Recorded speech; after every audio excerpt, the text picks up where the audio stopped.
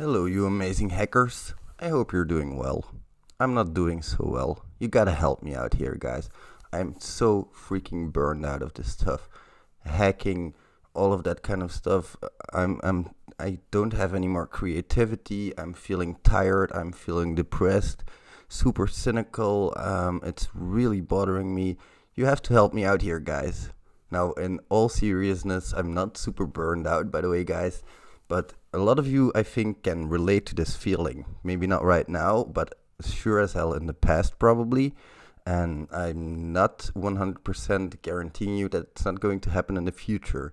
So, a lot of people experience burnouts. It's really important that you know what to look for. So, I would really advise you to just go onto Google, look for burnouts. But for me, it happens a lot, and the past few days I've been quite busy making videos, doing red capture the flag, doing all this stuff with the merch, the stickers, all that kind of stuff. And of course, I really, really, really enjoy doing that. But I also need to take some time for myself to do some other stuff than hacking. And when it comes to hacking and burnouts, a lot of people experience it at least once in their lifetime. So it's really good that you know what to look out for. There are a couple of things that you can do to help yourself relieve that feeling a little bit. It's very important, like I said, that you take some time to do some other stuff. As you guys probably know, I'm a huge theme park fan, as you can see by my hat. So we went to like 4 different theme parks in 4 days. It was super, super crazy and wild, but we had so much fun. And that's what life is all about. Hacking is fun, but the moment it stops becoming fun, I stop doing it for a little while because I know that if I keep pushing myself, I'm only going to dig myself into a deeper hole. That's also really important. You guys probably know this. This is some general good life advice. If you feel bad about something, you probably shouldn't be doing it. And if you feel bad about hacking, you probably shouldn't be doing it either, at least not in the way that you're doing it right now. Like, say, for example, if you really, really want to hack something and you're feeling a bit burned out from hacking all of the web applications from your bug bounties, you could try some other stuff as well. Maybe you could try to hack like a game, or maybe you could try to hack like a baby monitor. We have a baby monitor here. I try to see if I can capture the packets. I have a NAS that I used to hack. It's really cool. I had this NAS that I bought from a store here in Belgium, but they had put their own proprietary systems on there, and you couldn't make a secure shell connection because there were no users and all that kind of stuff. So I just hacked it and I found like a default user, and that default user didn't require any password, but he was root. So it was really interesting to see how insecure that system was, first of all. And second of all, now that I had secure shell access to my NAS, I could do anything that I wanted with it. So those are some really cool side projects that I would really recommend. Just trying anything, not just trying to do the thing that you keep on doing on day in day out because apparently it's not working for you. Just mix it up a little bit, and then you're going to have at least as much, if not more, enthusiasm to get right back into the action and go right at your target. Now, what also helps, I keep telling you guys to stick with a target when you're doing bug bounties. That stays important. It's really important that you get to know your target well.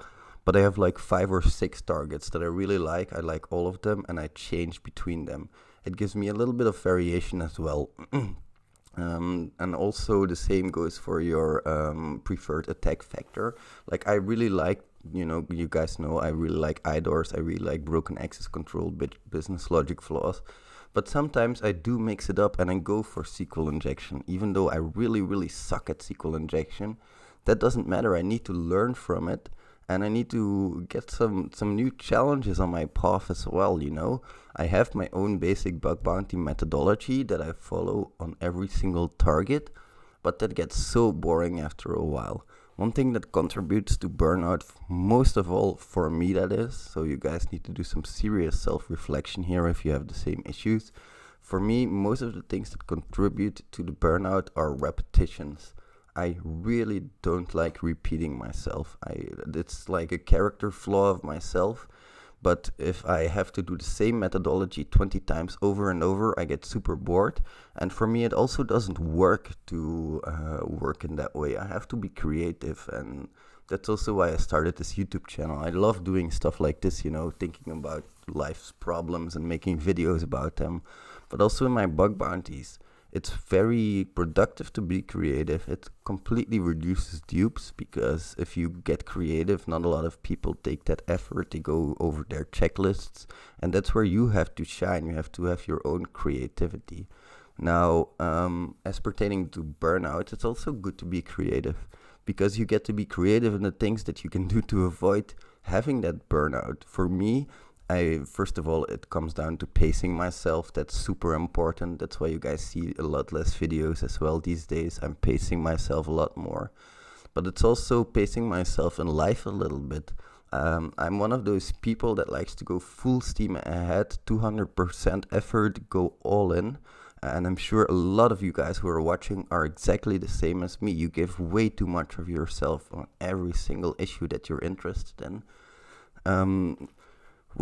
Like I said, the pacing is super, super, super important. It's going to help you in the long run if you can pace yourself. That's also something I learned from my OSCP training, so I'm really glad that I did that as well. I'm going to tell you guys a little bit of a story on my OSCP.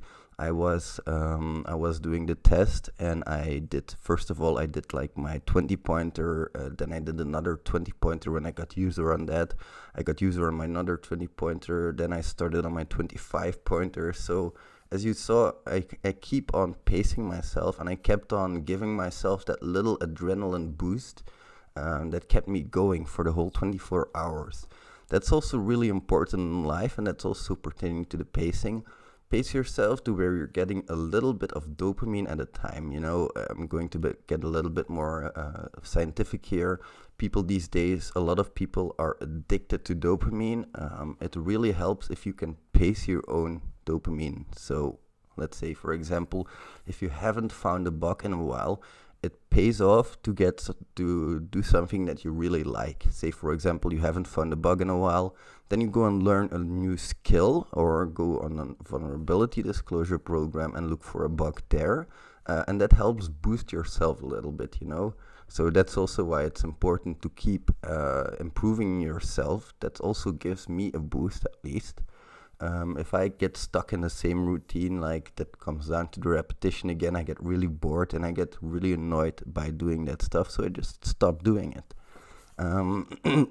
But that's a good thing in bug bounty hunting. It's a good thing if you get bored easily. It forces you to be creative. So that's a little bit of a talk on burnout. Have you guys experienced any burnouts yet? And if you have, how did you deal with it? I would really like to hear from you guys. Sorry about that stutter. So thank you very, very much for watching. I hope you enjoyed the video, and I'll see you in the next one. Bye, everybody.